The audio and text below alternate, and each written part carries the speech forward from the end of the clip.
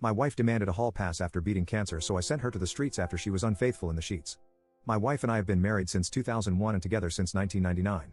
She is the most intelligent, thoughtful, caring, loyal person I know, and I have always considered myself fortunate to have met and married her. Even today, she remains aesthetically beautiful, and men have consistently complimented her throughout our marriage. Despite their advances, she has always rebuffed them. Earlier this year, she was diagnosed with uterine cancer stage 1, and underwent a full hysterectomy. I was never concerned about the cancer. It was diagnosed early, addressed swiftly, and she made a full recovery. I took time off work to care for her after the surgery, and all seemed well. There were some expected emotional instances on her part, and though I am not particularly emotional, we confronted them together. After her recovery, she insisted that we start living life to the fullest and embarked on a 10-day trip to Europe, followed by a journey to Belize. We also have a trip planned to the UK and Spain later this year. I am fine with these endeavors, as they contribute to building memories and checking off bucket list adventures for her and us. I understand that these actions stem from her feeling fragile. She also embraced activities like yoga, swimming, and healthy cooking classes. I was fully on board until last week. Last week, she came home from work and expressed a desire for a hall pass, a one-time opportunity for her to have intimacy with someone else besides me. She explained that since her cancer diagnosis, her outlook on life has changed, and she doesn't want to be restricted from doing things she desires. She mentioned a guy at her work whom she's always been attracted to, and as he's leaving the company, she sees it as the perfect opportunity to engage with someone else. She asserted that I could say no, but doing so would result in her being mad and disappointed at me for an indeterminate amount of time and would confirm my male toxicity and insecurity. I don't consider myself toxic, and if not wanting my wife of 20+ years to have intimacy with someone else is considered insecure, then I guess I am insecure. I expressed appreciation for her openness but clarified that approval via coercion is not true approval.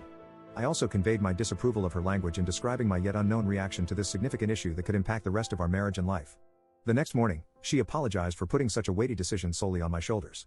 To help, she decided to take the decision away from me.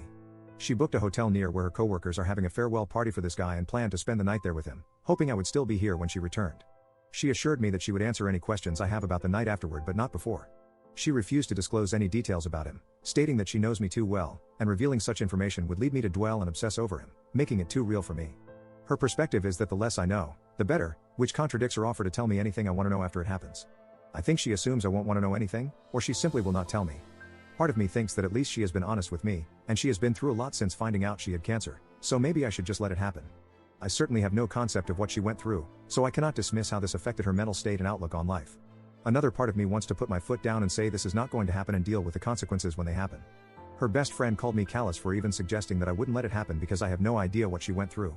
I find it hard to believe that she is okay with the possibility of throwing away 20+ years of marriage over some guy with whom she has had no relationship outside of work. Part of me wants to know who this guy is. What does he look like? What does he have that is so enthralling for her? Is he just a safe option? Is he married? Does his wife know? Update 1. I was hoping that my opposition to her plans would give her pause, but unfortunately, that did not happen. I said I was a hard no, and I wasn't sure how I would feel about you if you went ahead with it. I was met once again with, "This is for me, it will be one time, what can I say to help you deal with it, you'll get over it, we were meant to be regardless of the situation." After that, she left on Saturday, ostensibly to meet her coworkers, but in reality, to be with the guy. I asked her to text me when she was leaving for the bar, and when she did, I asked her if she was really going to go through with this. After her response, "I am not answering any more questions tonight, I will see you tomorrow," I blocked her. Then I did something either stupid or brilliant. I went to the bar where the get-together was happening. Well, not the bar but a transit bench across the street. I waited for a long time. It was running through my mind leading up to this event that I needed to know who this guy was, maybe to compare myself against him, to see what he had that I didn't. It was driving me crazy not knowing who he was and what was so special about him that she would ruin a marriage for. After what seemed like an eternity, a woman that I recognized from my wife's office left the bar and got in a cab. Soon, other people started filing out, and the entire group came out. People were hugging a man and shaking his hand. I assumed that I had my guy. I didn't see my wife and had a brief thought that maybe she called it all off. I unblocked her, and there were no messages. Everyone said their goodbyes and left. The guy was just standing outside for a couple minutes, and then my wife came out. She looked around, took his hand, and started walking away together. Of all the emotions I went through, trepidation, sadness, anger, it was disgust that really encapsulated the event for me. This guy was short, fat, and bald, all the things I cannot compete with. Ultimately, I felt like a pervert for watching from a distance. I followed until they got to the hotel, and then turned around and went home. I woke up on Sunday morning and put a lock on the master bedroom door. I moved her things to the spare room and left a note asking her to find other accommodations as quickly as possible. I visited another friend who is a lawyer, and he gave me some great advice and a couple of recommendations for divorce attorneys.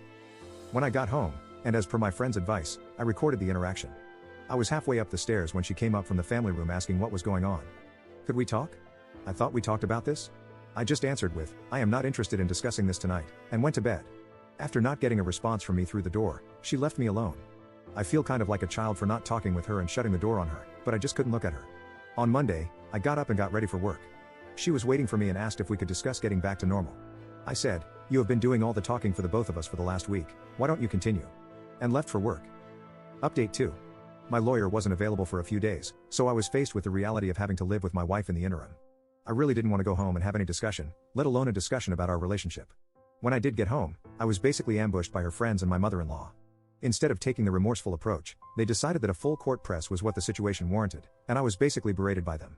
Her best friend was definitely the ringleader, but all of them decided to say such things as, she's been through a lot, you don't know what she's been through, you have no idea what it is like to face something like this, this was a one-time thing, at least she told you she could have hidden it from you, she will never see the guy again, and my favorite, you are a monster for what you have been putting her through these last couple of days. I listened with a cold look on my face, and when there was a pause in their fury, I asked if they were all done now. Then I asked my wife if there was anyone in her circle of friends or anyone else that she forgot to tell about this. I quietly informed all of them that I was going to sit down with their husbands and tell them about how they were verbally abusing me, shaming me, and trying to coerce me into staying with a cheater.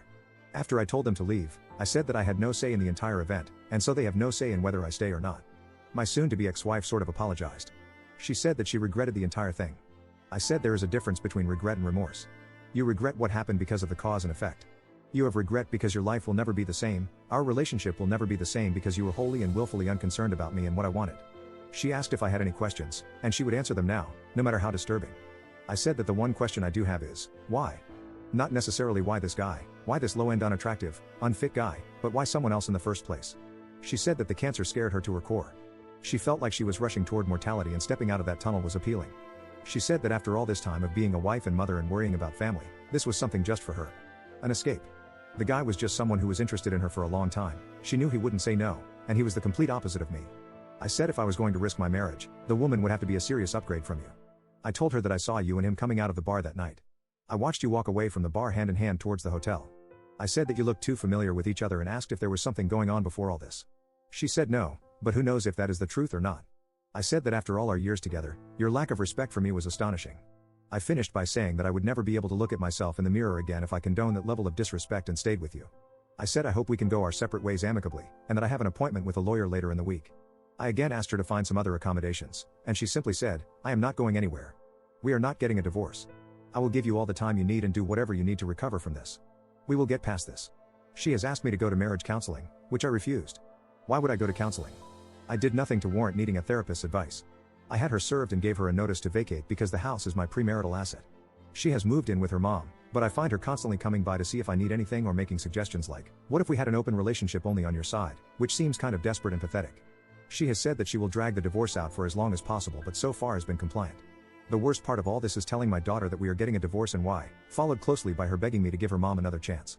I am not sure I would have been afforded the same consideration if I was the one who was cheating. Update 3. There is not much to report. We are in the process of getting a divorce, however, where we live, we must be legally separated for 1 year. My wife has said that she will give me whatever I want in the divorce if I agree to attend marriage counseling, but I am not interested. There was a bit of back and forth while we worked out what separation looks like in everyday life from this point forward. As a result, we have only just agreed to the confines of the legal separation, so as we move towards defining the divorce language, maybe my stance may change. I received a lot of messages about her friend group and my daughter, so I will clear up any misconceptions now. My daughter isn't taking her mother's side. She has always been a mama's girl, but she is very unhappy with her mom right now. Her initial reaction was just shock and held out hope that we would work through any issues and stay together. Now she accepts that is not going to happen. She has been limiting her interactions with her, but at the end of the day, she is still her mom. The friend group husbands were upset at the level of complicity of their wives in aiding and abetting the cheating and made them cut off my wife, but that seems to have been forgotten at this point. The best friend was the ringleader and seems to have taken perverse pleasure in actively creating scenarios where they would be in contact, at the very least encouraging to the point of causing her husband to question her motives. It turns out she didn't like me at all, and this was her way of sticking it to me. I guess she wins. I have decided not to date anyone for a while. I will not be getting married ever again. So that's all. I doubt I will post again unless she wins the lottery and I find it in my heart to forgive her.